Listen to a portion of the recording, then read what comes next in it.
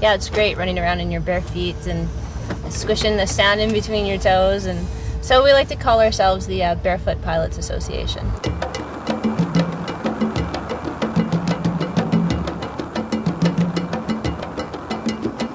There aren't many parts of the world where pilots can go to work each day barefoot. Canadian Angie Enkirch works in such a place.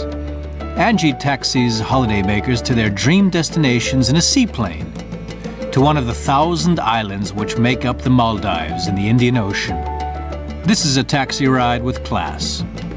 Being an air taxi pilot is a highly sought-after job, and not only because of the relaxed footwear requirements.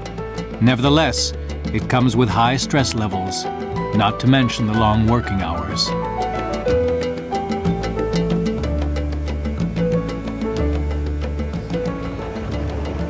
The day begins before sunrise. Water needs to be pumped out from the floats and the planes need to be washed.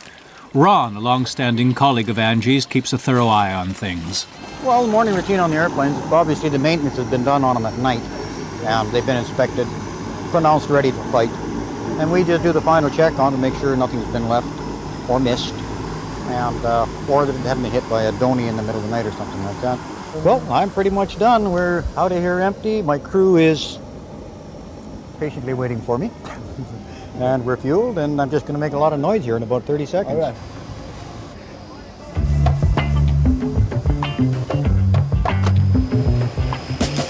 At 6 on the dot, the Maldivian Air Taxi fleet starts rolling out. 14 Havilland twin Otter seaplanes take to the skies.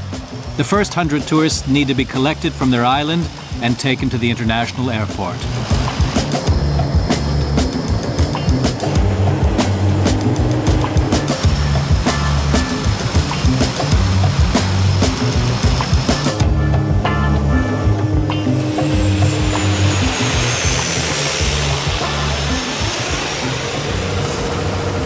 Except for the tourists, everything else is brought to the islands via the traditional boat of the Maldives, the dhoni.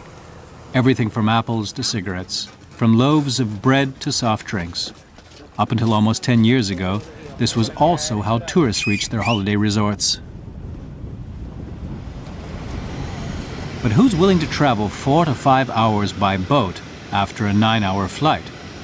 A businessman from Denmark came upon the idea of giving a trial run to a seaplane tourist shuttle. This was back in 1993. Today, Maldivian Air Taxi is the largest commercial operator of seaplanes in the whole world. Each year, Angie and her colleagues carry around 250,000 passengers to and from the atolls.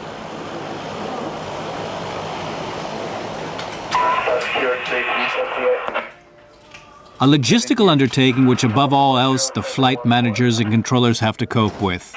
Shafi and his colleagues guide the pilots of up to 20 planes at the same time. They move flight schedules around, determine landing spots, communicate with resorts. On a Monday like today, one can get a little nervous. Flight manager Todd Rempel understands why Shafi can't hold his pen without shaking.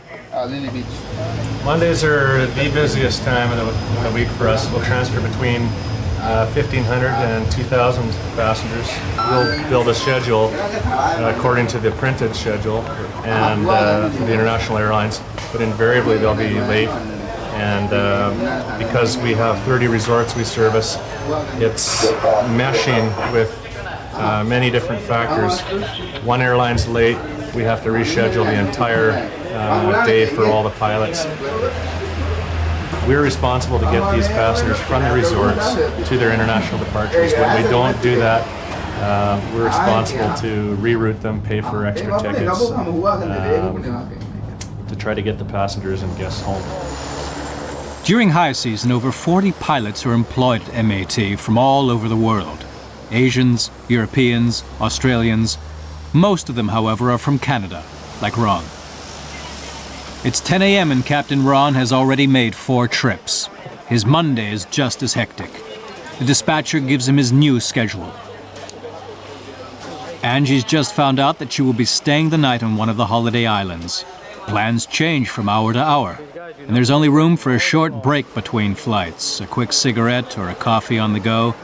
Work is work, as they say. even in holiday paradise.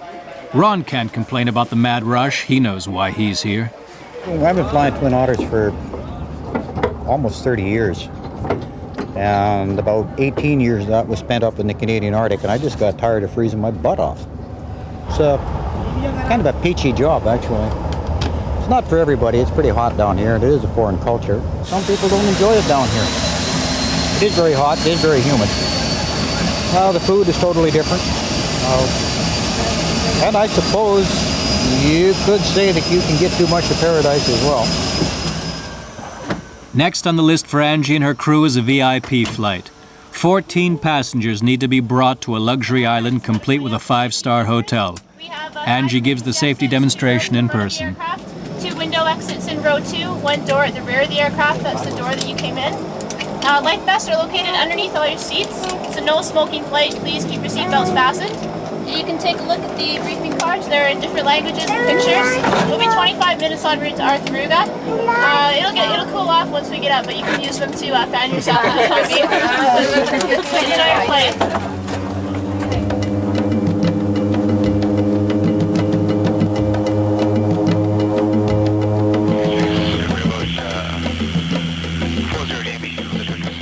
The first time I came here was in 1997 for 6 months, and came back again in 98, just bringing an airplane here to leave, and then again a year and a half ago, and I've been here now for a year and a half. It's great. I mean, there's a good bunch of people here, and it's fun flying, it's beautiful flying, and it's challenging as well, so yeah, it's a great place to be.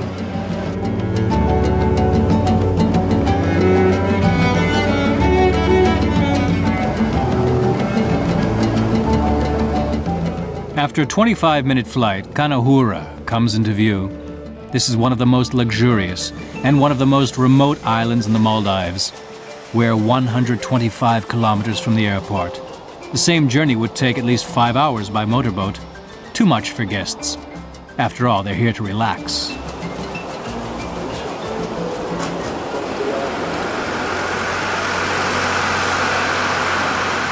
Back to the airbase at MAT. A Twin Otter is being moved into a company hangar on land. Its floats must be replaced. A tire change of sorts. Except for a few exceptions, all repairs can be carried out here on site. The planes only require special work once every 2 years, when they are taken back to where they originally came from, Canada. Minor and major inspections take place every day, scrutinized down to the last detail by Canadian engineers. The biggest recurrent day-to-day problem is the salty water. It's hot in there. Yeah, since the seaplane's all built of aluminum, then it causes extra corrosion. It gets into the seams and around the rivets and likes to sit there and work its way like on a car. And back home when you have salt on the roads, it makes it rust. Same here. Time is also money in the hangar. After all, a plane under repair can't transport any tourists. Despite the pressure, the work here is very thorough. Safety is taken very seriously. Up to now, there haven't been any accidents involving MAT planes, and they would like to keep it that way. In the office next door, head pilot Steve gets a surprise phone call. There's been a diving accident on an island around 30 kilometers south of Malé. The injured diver needs to be brought by seaplane to hospital. Todd and Steve need to decide who's going to fly. It's not possible to find a free pilot, especially on a Monday. But medical transports, so-called medevacs such as this one, take priority. The flight schedule is changed yet again. So just fit it in between there. It's a quick 15-minute trip. It's only 30 some odd miles away. So just give it to Ron. Stretchers and oxygen apparatuses are kept in the office for use in such emergencies. Today Ron's going to need them. He has to pick up the diver.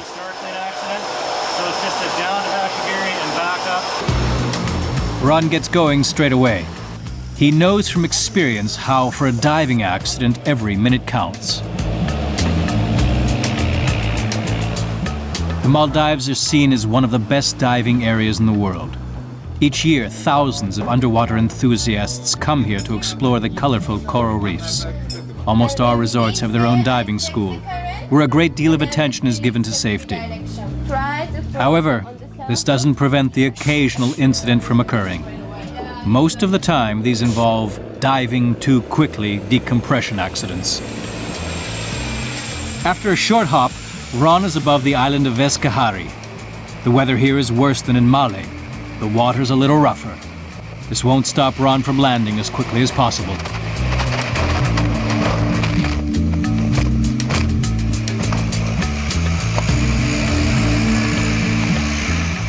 Just 25 minutes from receiving the emergency call, Ron has reached the injured diver. Medivacs, we do a number of them. It's the fastest way to get an injured person to the hospital in the Maldives. They have a number of hospitals in the Maldives. And they also have 2 barometric chambers in the Maldives for injured divers with embolism, stuff like that. 51 RH205 with 130 degrees 06 knots, clear for takeoff, northbound. Ron requests approval by radio to fly below 500 feet. Flying at low altitude is standard procedure for such operations. The reason that we fly at a lower altitude with a diver with an embolism is that he's obviously got a bubble in his bloodstream and coming to the surface of the ocean too quickly. If we were to take him to 8,000 or 9,000 feet, we would seriously injure him. We keep him at 500 feet, sometimes 200, and we'll fly that way all the way to the Maldives, to the barometric chamber of barrels, where they immediately pump him back down to a depth deeper than what he was at to alleviate the embolism, and they have a very good success rate there. Shortly after 5 p.m., Ron completes his last flight of the day. Earlier, he flew a rich couple to an abandoned island for a picnic, and now he's bringing them both back to their hotel.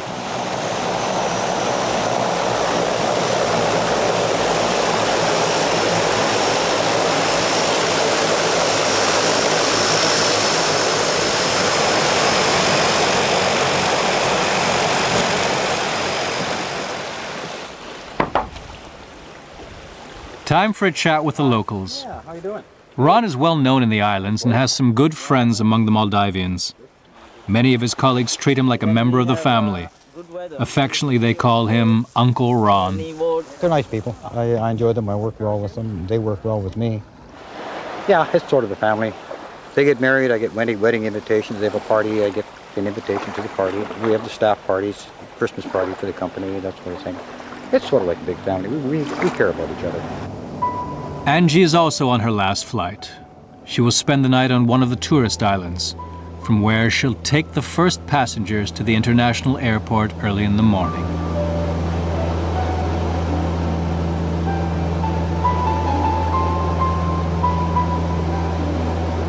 The plane is empty on the way over.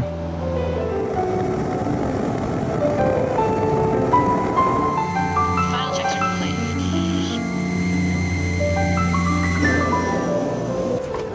After 13 hours at work and 9 flights, Angie is now finally able to moor her twin otter on the floating platform.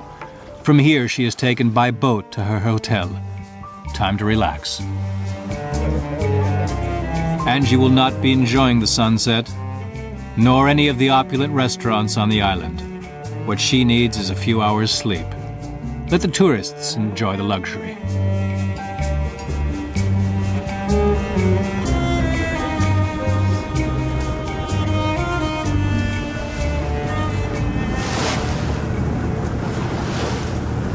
There's days where you just go, this is amazing, I've got the best job in the world. The other day, just in my room, just looking out my window, watching dolphins go by, like right out my bedroom window. And how many people can actually say that you'll be taxiing along on the water before takeoff and you'll see fish jumping and big manta rays, and that's the kind of stuff. Because you forget about, you're always like work, when am I going to get home, what am I going to eat for dinner? And all of a sudden you remember, oh yeah, you see something very beautiful and just reminds you why you choose to be here.